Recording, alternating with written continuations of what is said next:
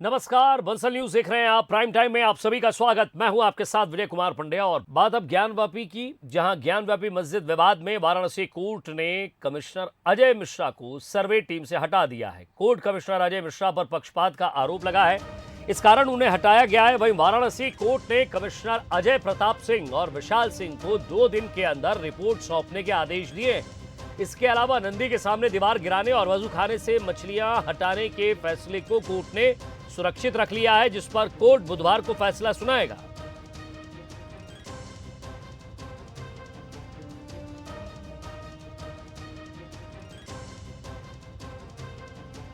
तो वाराणसी में ज्ञानवापी मस्जिद का मामला आपको बता दें सुप्रीम कोर्ट पहुंच गया है। ज्ञानवापी मस्जिद का सर्वे कराने के लिए वाराणसी कोर्ट के आदेश के खिलाफ मुस्लिम पक्ष ने सुप्रीम कोर्ट में याचिका लगाई थी, जिस पर सुप्रीम कोर्ट ने सुनवाई करते हुए वाराणसी कोर्ट को दिया है मामला। शीर्ष अदालत ने कहा है कि जहां शिवलिंग मिला है उस जगह को संरक्षित किया जाए, लेकिन लोगों को नमाज से ना रोका जाए।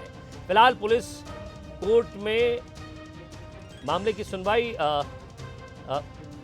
माफ कीजिएगा, फिलहाल सुप्रीम कोर्ट ने इस मामले की सुनवाई गुरुवार तक के लिए स्थगित कर दी है।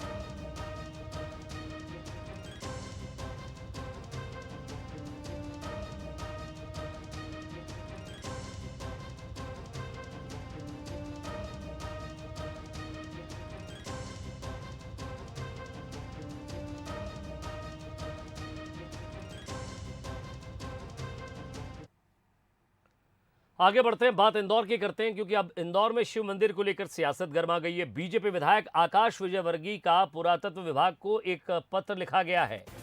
उन्होंने कहा है कि जल्द खोले जाएं मंदिरों के ताले। आकाश विजयवर्गीय ने कहा है, प्राचीन शिव मंदिर के ताले खोले जाने के संबंध में एक पत्र लिखा है। क्षेत्र के लोग लगातार मंदिर खोलने का अनुरोध कर रहे थे, इसलिए इस शिव मंदिर को जल्द खोला जाए। इस मामले पर कांग्रेस ने निशाना साधा है। शिव भक्ति का ढोंग न करे बीजेपी।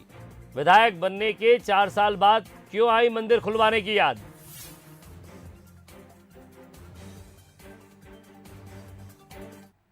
पुरातत्व विभाग में बात की तो उन्होंने मुझे बताया कि यदि आप कहेंगे तो हम खोल देंगे। तो फिर मैंने जो हमारे कर्म कांड करने वाले ब्राह्मण रहते हैं, जो पंडित रहते हैं, उनसे चर्चा की कि किसी की समाधि भी बनी हुई है और वहाँ पर शिवलिंग भी स्थापित है, तो क्या हम उस मंदिर को खुलवा सकते हैं। तो उन्होंने कहा बिल्कुल आप विधि विधान के साथ वहाँ पे खुलवाइए।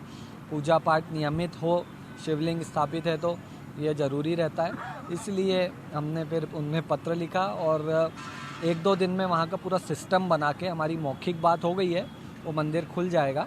मुझे ऐसा लगता है कि आकाश विजयवर्गीय अपनी असफलता को छुपाने के लिए बंद मंदिरों की लिस्ट लेकर पूरे शहर में घूम रहे हैं कि किस किस मंदिर को खुलवाया जाए। सीधे सीधे ध्यान हटाने की कवायद, असफलता को छुपाने की कवायद विजयवर्गीय जी कर रहे हैं। भारतीय जनता पार्टी की शुरू से परंपरा रही कि ये इस तरह के धार्मिक स्थलों पर राजनीति करती, अपनी राजनीति की रोटियां सेकती। उसी तारतम्य में, उसी परंपरा पर विजयवर्गीय विधायक भी चल। चलिए, और ज्यादा बातचीत के लिए हमारे विशेष संवाददाता पीयूष पारे सीधे हमारे साथ जुड़ रहे हैं, उन्हीं से हम बातचीत करते हैं। पीयूष, किस मंदिर को लेकर ये बातचीत हो रही है और कब से मंदिर बंद है, कब खुलवाने की बात हुई है, लेटर में क्या कहा गया है, जरा पूरा विस्तार से बताएं।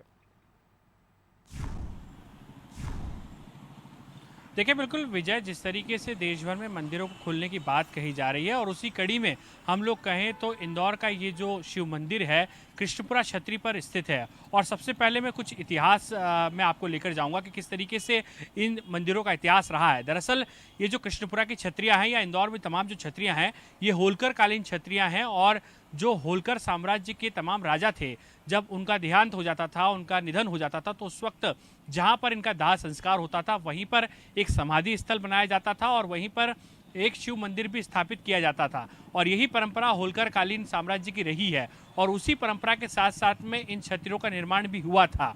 लेकिन लगातार जो छतरियाँ हैं उनका क्षरण हो रहा था, वे लगातार खराब हो रही थी और इसी के चलते पुरातत्व विभाग इन छतरियों के जो है वो जीर्णोद्धार का काम कर रही थी।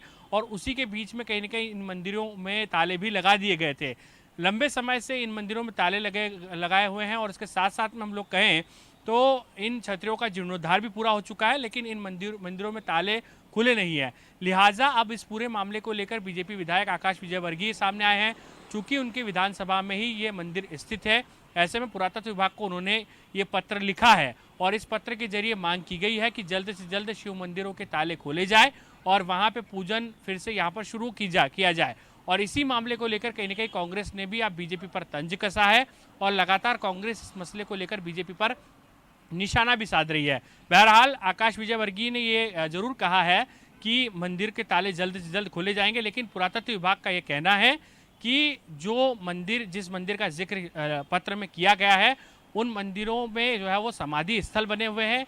यहाँ पर घंटे और घड़ियाल कभी नहीं बजते हैं, हालांकि पूजन जरूर होता था, तो उसी परंपरा को अब कहीं ना कहीं यहाँ पर आगे बढ़ाया जाएगा। और इसी मसले को लेकर अब इंदौर की राजनीति गर्मा रही है और अब देखना ये होगा कि किस तरीके से होलकर साम्राज्य की इन छतरियों पर जो मंदिर बने हुए हैं वो कब खुलते हैं और इसे लेकर अब पुरातत्व विभाग आखिर किस तरीके की यहाँ पर रणनीति बनाता है। लेकिन फिलहाल कांग्रेस को यहाँ पर इस मसले को लेकर बीजेपी को निशाना साधने पर का मौका जरूर मिल गया और इसी मसले को लेकर अब इंदौर में सियासी पारा भी चढ़ने लगा है। विजय, शुक्रिया पीयूष इस तमाम बातचीत के लिए। तो पुरातत्व विभाग को एक लेटर लिखा गया है। कांग्रेस कह रही है कि इस पर सिर्फ राजनीति हो रही है, लेकिन अब सवाल यह है कि पुरातत्व विभाग क्या आदेश इस पर देता है।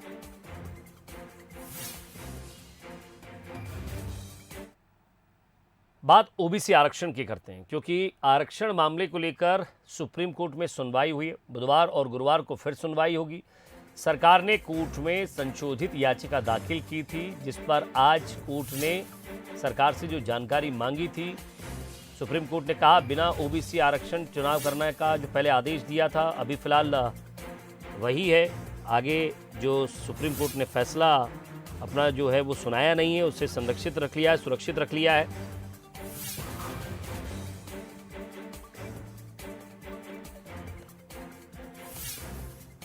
मध्य प्रदेश के पंचायत चुनाव में आरक्षण का मामला फिलहाल सुप्रीम कोर्ट के पास है। पंचायत चुनाव में ओबीसी आरक्षण को लेकर शिवराज सरकार ने एप्लीकेशन फॉर मॉडिफिकेशन लगाई है, जिसको लेकर आज सुनवाई हुई और 2 घंटे ये सुनवाई चली।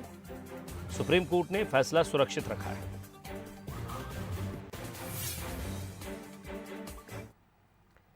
चलिए आगे बढ़ते हैं, बात कांग्रेस की करते हैं, क्योंकि प्रदेश कांग्रेस ने प्रत्याशी चयन की अपनी एक रूल्स एंड रेगुलेशन या कि निर्देशिका वो जारी कर दी है। नगर निगम और नगर पालिका चुनाव के प्रत्याशी चयन की निर्देशिका में साफ तौर पर उल्लेख है कि 27% ओबीसी के प्रत्याशियों को टिकट दिया जाएगा। जहां 27% ओबीसी होंगे वहां ओबीसी के प्रत्याशी को टिकट दिया जाएगा।